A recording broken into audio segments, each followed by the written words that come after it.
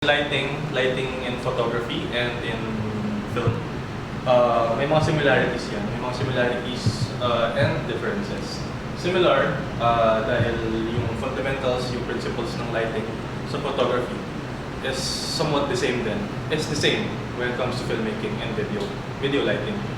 Difference lang is pag photography you are capturing one frame lang, isang image lang. Whereas with video, with photo, since isa lang yung isang image lang siya, so isang setup lang naman siya, and then you have your model post in one spot. Yung the lighting setup is the same lang, relatively the same. Yung setup niya is sa isang pwesto lang, di ba? And then yung camera angle, kapag nag-shoot na, kapag pinicture, ano na yung lighting.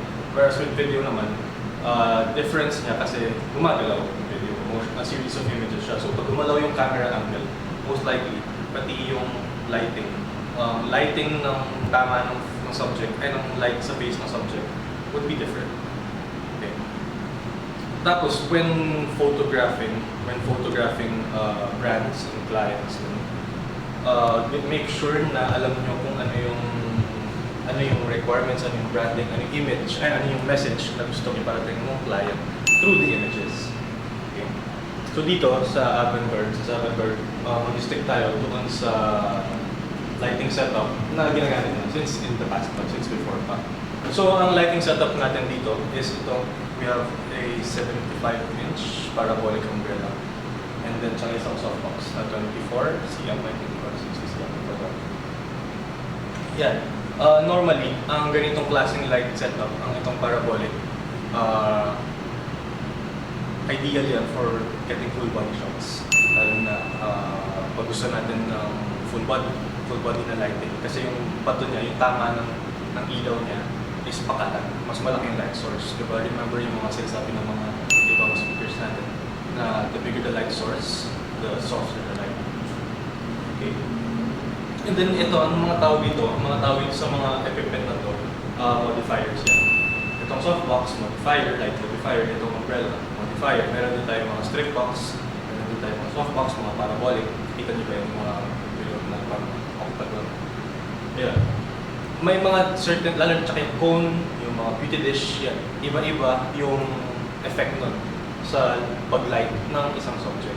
Kaya marami, kapag sa mga photo studios, marami silang mga modifiers kasi iba yung effect natin. Depende sa use ng gagamitin. For this use naman, kung gusto natin, ang kunin natin is this one. Pero if we use naman this one as our main light, ang makakuha lang may ilawan lang yan is dito lang. The rest shadow lang. Whereas with this one, mas malaki yung light source, mas malaki yung bato ng lighting sa katawan. Okay. And then, normally, pag sa mga photo studios, magamit tayo ng mga strobes. Yung mga bursts of light lang. Diba? May mga triggers yan sa camera. Pag tinilig ng pang. Pero this one, we're using continuous lights. One, kasi gusto natin makita yung effect beforehand. Kung paano naiilawan ng light yung subject. Okay. Di ba, usually ang mga ilaw natin dapat nakatutok pag ganito. Kapunta yung light source dito. Kung mapapansin nyo, yung lighting natin is nakaharap there. Andito yung camera, andito yung subject. The reason why na ang lighting natin is pag ganun, is kasi ayaw natin magkaroon ng spill sa likod sa background. Gusto ko na dark lang yung background natin. So, iiwasan natin yung magkaroon ng lights. Kita nyo yung shadow na yan, di ba? And spill light yan. Yung shadow, din yung mga highlight yan. And the reason why kasi ganito yung setup natin, ganito yung gamit ko. Kasi yung bato ng ilaw niya is mas malaki, soft, marami siyang reflective sides. So yung kahit nakatutok dito yan, may ilaw pa rin dito. Tsaka dito, hindi siya porket na nakatutok, ay pag nakatutok pala yun, wala nang ilaw. Okay? And then, ang tawag sa ganitong technique na, kaya rin siya naka-side, hindi siya nakatutok sa akin directly, is kasi ayaw ko yung sobrang lakas ng ilaw. We don't need that much power. So ang tawag dito, kapag ino-offset mo yung lighting, yung modifier mo, na hindi nakatutok sa subject, is called feathering. Remember, feathering. Basta yung hindi directly. Pag ganyan, direct yan sa akin, di ba? Pero pag inusog mo lang, itong part lang na to, itong part lang ang bumabato, feathering. Feathering yung tawag dyan. Okay, any questions mga consultant? Well, in video lighting, same lang din. Pero syempre, depende sa situation. Lalo na with video, lalo na when sumalaking production talaga, ang lighting natin hindi lang sa subject yan. Yung background, yung ilawan, make sure na we have enough contrast between the background and the subject. Sige. Yeah. May questions here so far? Sige. So, ang subject natin, nakatayo siya. Ito lang. So, kita nyo na yung lighting is far away. So, feather lang. Kung ano yung tumatama lang sa kilid, yun lang yung gusto natin kita. And then, meron tayong mga lighting techniques na sobrang daming lighting techniques, pero ang lagi ko lang na ginagamit madalas in video and in photo is yung Rembrandt, kabilang ka sa ito. And then, beauty lighting, butterfly lighting, side lighting, backlighting. And then meron din tayong iba't ibang, mas marami pa doon. Pero ang lagi ko lang go-to na lighting technique is yung Rembrandt. For this setup, Rembrandt ang gagawin natin. Rembrandt kasi may light dito, yung main light natin, key light natin. And then ito yung filter natin, fill light. So gusto ko ma-achieve yung may triangle dito. And ito lang yung, kasi ang mood sa shoot natin is more on serious, corporate feel. Diba? Or professional looking. Kaya gano'n yung lighting setup na gagawin natin. Pwede tayo gumawa ng beauty lighting, kaso this isn't beauty application. This isn't a fashion shoot or beauty portrait. Butterfly lighting, yung ilaw nandito. And then pwedeng may fill light, may reflector dito to uplift the shadows. Ngayon, when it comes to lighting, either photo and video, the highlights and shadows are very important. Hindi pwedeng gusto mo lang lahat ilaw lang. Malaking factor yung pag-play ng shadow kasi yung shadow siya yung nag-shape either ng face or ng katawan or ng buong scenario.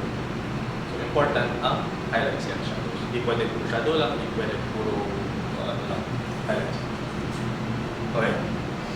Sige. And then, kita nyo, setup natin, background natin. Ano lang yan? A cheap background lang yan. Sobrang liit yan. Sobrang liit lang. Diba? Normally, yung sa mga studios, malalapan yan. Pero given this challenge, this restriction, dapat ma-compress yung image para hindi lumagpas yung subject sa background. Bigat siya ba?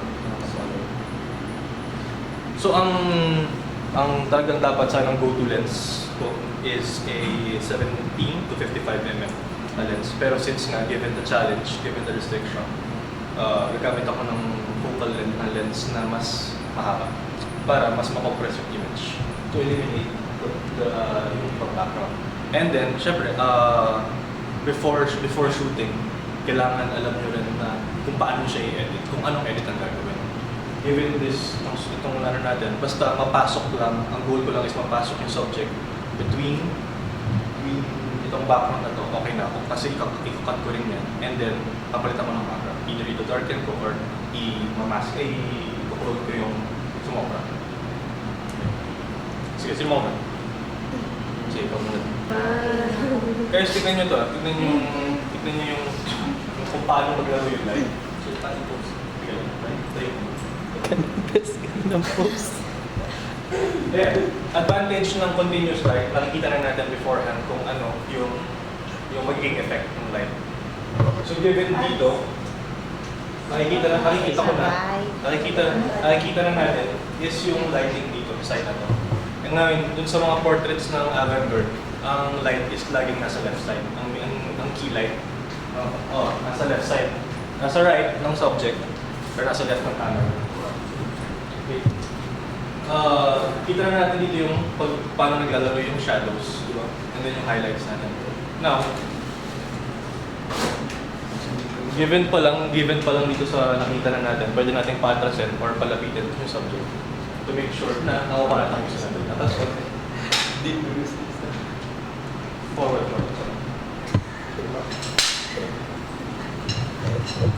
Ito rin isang advantage nung pagkakaroon ng continuous light. Nakikita natin, kita mo, yung itong side na to, di ba shadows lang.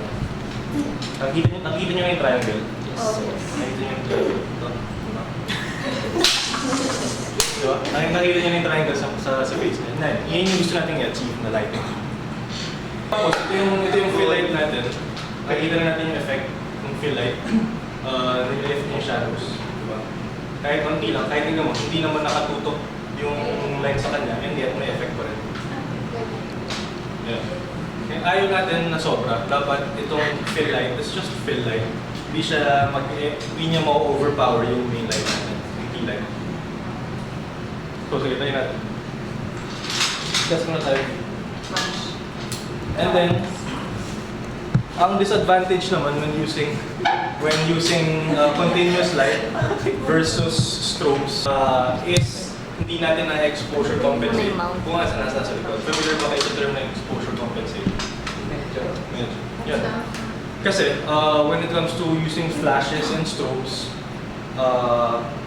ang shutter speed, yun yung nagko-control ng ambient light. Ambient light is yung available light na meron tayo. And then yung aperture, siya yung nagko-control ng strobes natin, speed light. Whereas with this one, hindi nako-control ng aperture yung lakas ng power ng mga lights natin.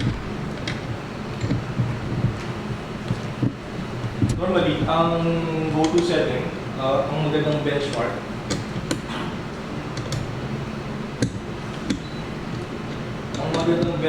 setting when using strobes is 1/25 of a second of light. And then, dito yung aperture natin, since gusto kong sharp, nasa around 6.3 pataas. Sige. That's not it. Yan, nakita na nakuha mo yung Rembrandt light. Meron siyang triangle. And then, na-fit siya doon sa frame ng background kasi gumamit ako ng mas mahabang lens. Yan, di ba? Mukha na siyang parang formal. Ngayon, ayaw, kung as much as possible, ayaw ko yung subject na masyadong straight yung katawan, di ba? Kasi it shows na parang mas lumalapad yung katawan. Whereas kapag nakaside yung subject, mas tuminipis siya and mas nakukuha yung shape ng katawan. So side ka, 45 degrees. Yung left mo, nakatutok sa akin. And then yung right, naka 45. Pag Rembrandt lighting, 45 lang. Meaning, 45 degrees from the camera and 45 degrees nakatutok pa wala. So, wait. Atas on. Return pa. Years.